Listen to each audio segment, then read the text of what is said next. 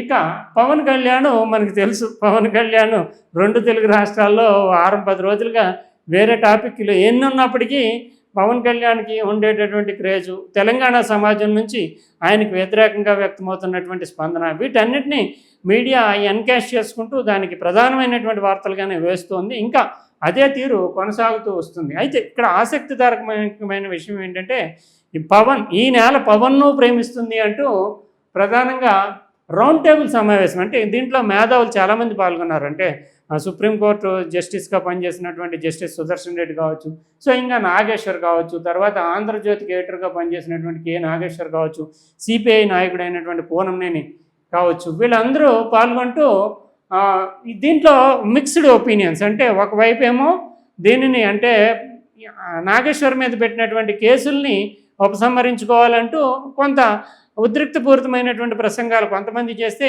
కొందరు మాత్రము ఈ వివాదాన్ని ఇంతటితో ముగించాలి, ఇది 2 రాష్ట్రాలకి మంచిది కాదు, ఆయా వ్యక్తులు పవన్ కళ్యాణ్ కానీ నాగేశ్వర్ కానీ వాళ్ళకు ఉండేటటువంటి స్టేచర్ దృష్ట్యా వాళ్ళకు కూడా మంచిది కాదు, అందువల్ల ఈ వివాదాన్ని ఇంతటితో, ఎందుకంటే ప్రజలతోటి నేరుగా ముడిపడినది కానీ ప్రజా ప్రయోజనాలకు సంబంధించింది కానీ కాదు, రాజకీయంగా అది ప్లేరప్ అయిపోయింది.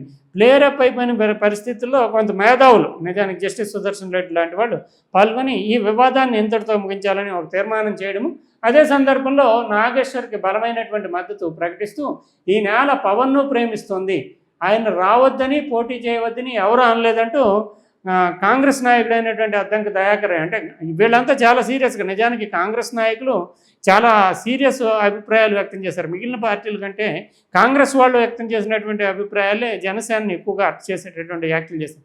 ఇప్పుడు అద్దంకి దయాకర్ అయితే రావచ్చు, పోటీ చేయొచ్చు, ఎవరో అనలేదు, అస్తిత్వం మీద మాత్రం దాడి చేయొద్దు అంటూ అన్నారు. ఇక వివాదాస్పద ప్రకటనలకు ముగింపులు పలకాలి, ఎవరు కూడా వివాదాస్పద ప్రకటనలు చేయొద్దని ఒక పిలుపు ఇచ్చారు. తర్వాత అదే సందర్భంలో ప్రాంతీయవాదాన్ని ఉగ్రవాదంతో పవన్ పోల్చడంపై ఆగ్రహం వ్యక్తం చేశారు. నాగేశ్వర్పై ఏపీలో కేసులు ఉపసంహరించాలని డిమాండ్ చేశారు.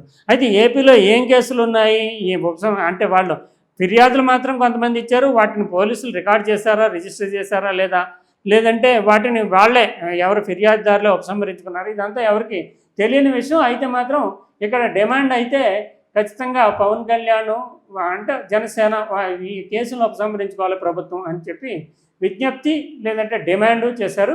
పవన్ కళ్యాణ్, ప్రాంతీయ జర్నలిస్ట్ కె శ్రీనివాసు వీళ్ళంతా పవన్ వ్యాఖ్యల పట్ల అభ్యంతరాలు వ్యక్తం చేశారు.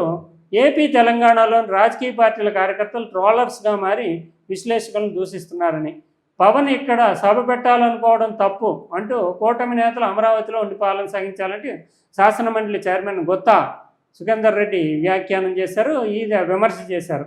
నీ పని నువ్వు చూసుకో. ఇంకా ప్రకాష్ రాజ్ చేసిన వ్యాఖ్యలు, ఈ పవన్ కళ్యాణ్ ఎప్పుడు ఏది చేసినా ఆయన దానికి వ్యతిరేకంగా వ్యాఖ్యలు చేస్తూ ఉంటాడు. ఇక్కడ పోటీ చేస్తాము తెలంగాణలో ఆయన ప్రకటన చేసిన వెంటనే ప్రకాష్ రాజ్ రంగప్రవేశం చేసి రండి దొర అంటూ చాలా ఎవరితో కలిసి సింగిల్గా వస్తారా, ఎవరితోటైనా కలిసి వస్తారంటే వ్యంగ్యం కానీ సటైరికల్ కానీ విమర్శలు చేశారు. దాని మీద బండ్ల గణేష్ అంటే దాదాపు అభిమాని కూడా కాదు, భక్తుడు పవన్ కళ్యాణ్కి. ఆయన నీ పని నువ్వు చూసుకో అంటూ, నువ్వు ఎక్కడి వాడివి అంటే నువ్వు తెలంగాణ వాడివా, కర్ణాటక వాడివా, తమిళం వాడివా, నువ్వు అసలు నీ ప్రాంతం ఏంటి, నువ్వు ఎక్కడి వాడివి, నీ స్థాయి ఏంటి, నువ్వు ఇప్పుడు ఈ విమర్శ పవన్ కళ్యాణ్ని విమర్శించడం ఏంటి అంటూ బండ్ల గణేష్ కౌంటరు అండ్ ప్రకాష్ రాజు ఇచ్చినటువంటి వ్యాఖ్య. ఇక అదే సందర్భంలో మొదటిసారిగా కేవీపీ రామచంద్రరావు అంటే ఒకానొకప్పుడు చక్రం తిప్పినటువంటి నాయకుడు వైఎస్ రాజశేఖర రెడ్డి టైంలో ఆయనే సెకండ్ ఆత్మ, వైఎస్కి ఆత్మగా చక్రం తిప్పినటువంటి నాయకుడు ఆయన. ఇప్పుడు పవన్ కళ్యాణ్ చేసినటువంటి వ్యాఖ్యలను తొలిసారిగా కొన్ని వ్యాఖ్యలను ప్రత్యేకించి ఖండించారు. ఎందుకంటే పవన్ కళ్యాణ్ వైఎస్ రాజశేఖర రెడ్డి 2007-8 ఆ టైంలో తన మీద కేసులు పెట్టించారని ఒక ఐపీఎస్ అధికారి తనకు చెప్పాడు.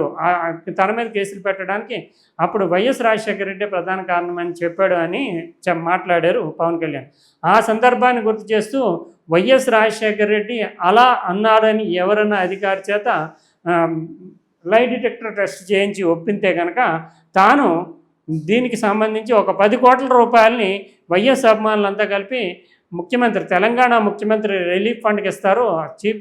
ఆ రకమైనటువంటి వైఖరి వైఎస్ స్టేచరు ఇమేజ్ దెబ్బతింటుంది అనే ఉద్దేశంతో పవన్ వ్యాఖ్యల వల్ల వైఎస్కు ఉండేటటువంటి ప్రఖ్యాతి ఏదైతే ఉందో అది దెబ్బతింటుందో అనే ఉద్దేశంతో వెంటనే కేవీపీ రామచంద్రరావు రంగప్రవేశం చేసి ఓ బహిరంగ లేఖ రాసి పవన్పై వైఎస్ తప్పుడు కేసులు పెట్టలేదు, నిరూపిస్తే తెలంగాణ సీఎంఆర్ఎఫ్కు 10 కోట్లు చెల్లిస్తామంట. అంటే ఓవరాల్గా పవన్ కళ్యాణ్కి సంబంధించి ఒక పేజీని మొత్తంలో సగం భాగాన్ని కేటాయించి మరి ఈ వార్తలన్నింటినీ వేశారు. ఇది ఇక్కడ తెలంగాణ సమాజం కావచ్చు, ఆంధ్ర సమాజం కావచ్చు, పవన్ పట్ల వ్యక్తమవుతున్న పవన్ నాగేశ్వర్ వివాదం పట్ల వ్యక్తమవుతున్నటువంటి స్పందనగా మనం చూడాల్సి ఉంటుంది.